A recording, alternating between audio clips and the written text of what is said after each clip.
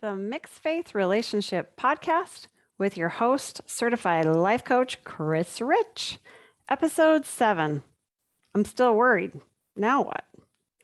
Hey, friends, I love that you keep meeting me here on the podcast. It makes my heart so happy to hear how the things I've been sharing with you are helping you in your mixed faith relationships and just life in general. Could you do me a little favor? Would you mind leaving me a review? I would love to hear what resonates with you. And also, reviews help other listeners find the podcast. That would be so awesome, and I would really appreciate it.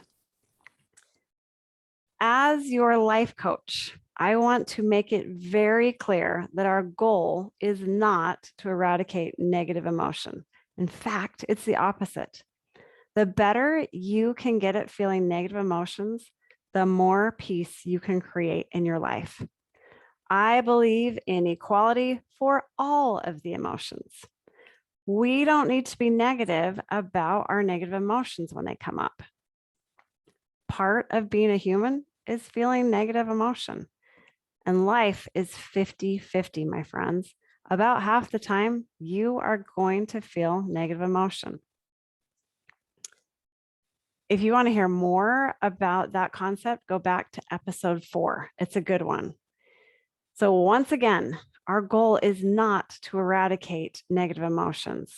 We are humans, not robots. Our heavenly parents created us this way on purpose in their image.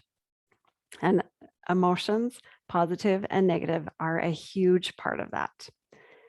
So last week, we talked all about worry. So here's a quick little review to refresh your memory. So first off, worry is an emotion, and our emotions are created with our thoughts. Worry is always in the future, and it's optional. So I shared a few tips to help you when worry comes up for you. And today I want to continue that conversation about worry.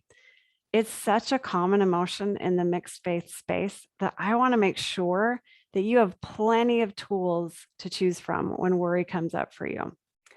And I want to point out that these are just tools. You can use them or not. My favorite tool might not be the tool for you, and vice versa. And some tools work better than others in different situations. We don't always use a hammer for every job. It's got its purpose, and sometimes we use a screwdriver. We all have our personal preferences. So I want you to find the tools that serve you in your situation that will help you create the life that you want and the mixed faith relationships that you want to create. So with that, today I want to give you a few more tools for your toolbox. Are you ready? So when worry, or you can substitute any other negative emotion, when it comes up for you, I want you to stop, drop, and instead of rolling like you've been taught, I want you to breathe. Unless you are on fire, then I totally want you to stop, drop, and roll. But let's assume you're not. Let's talk about what it looks like to stop, drop, and breathe. So first, I want you to stop and name the emotion that you're feeling. I feel, fill in the blank. I feel worried. Just naming the emotion can be so powerful and validating. I love what Brené Brown had to say.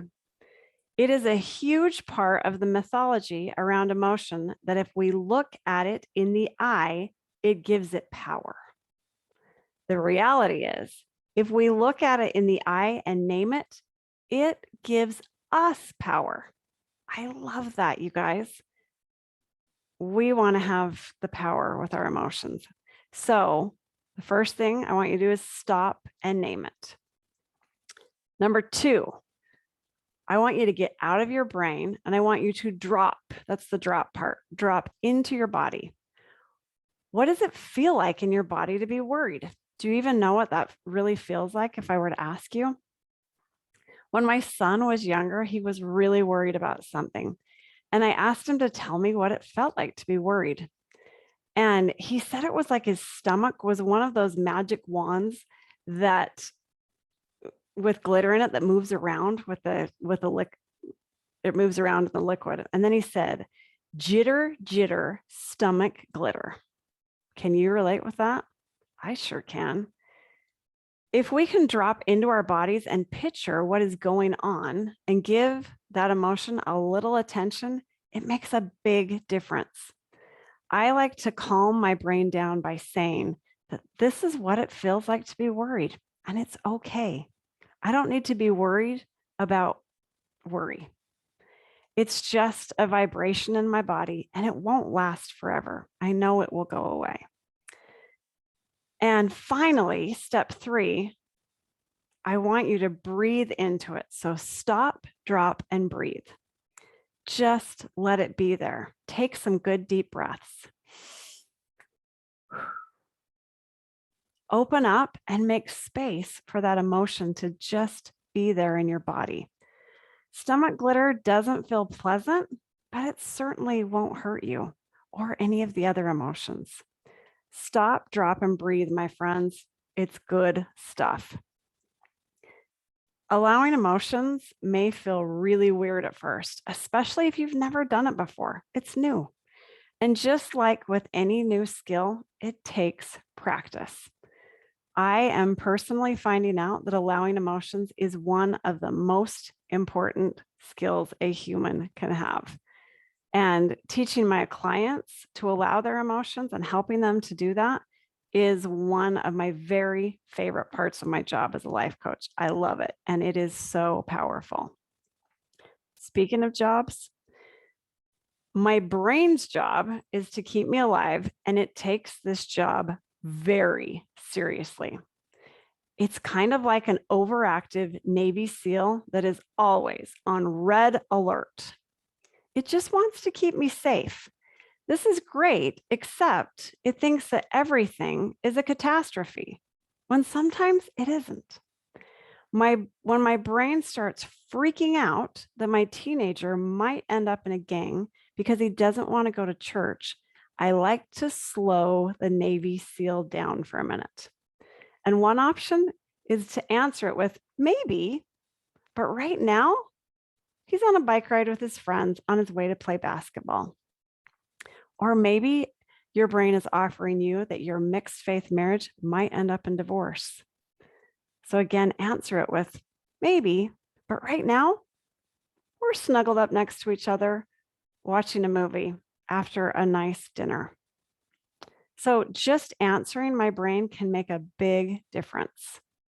Just with that, maybe, but right now, this is what's really going on.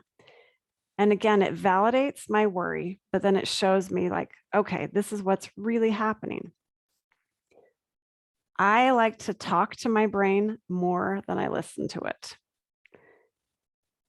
I am the boss of my brain. So remember that just because we're thinking something, it doesn't mean it's true. That Navy SEAL might be going a little bonkers. So just check in with that and find out what's really true, what's really going on. Okay, and the third tool that I want to share with you that is very useful when I'm feeling worried is using my 5 senses to help me get present.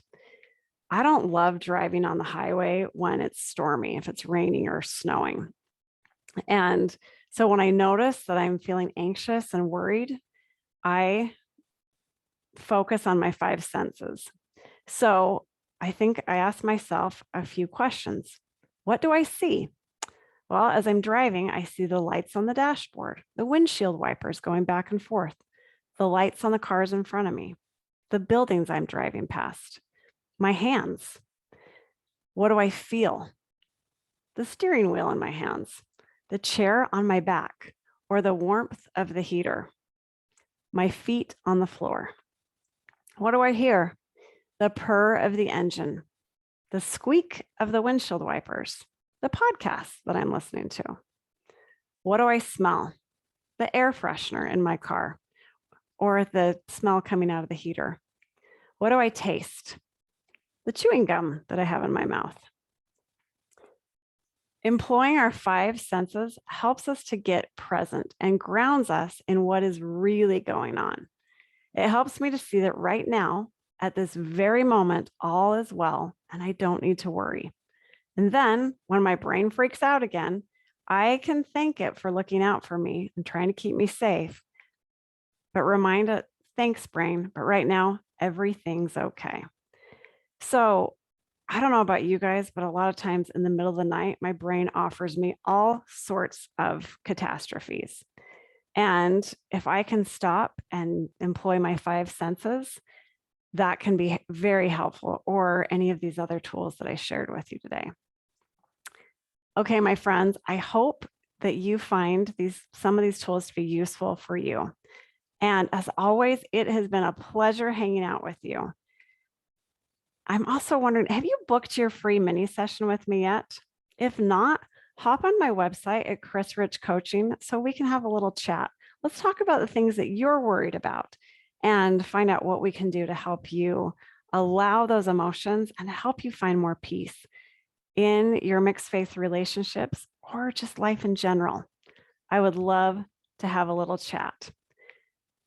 See you next week, my friends. Mwah.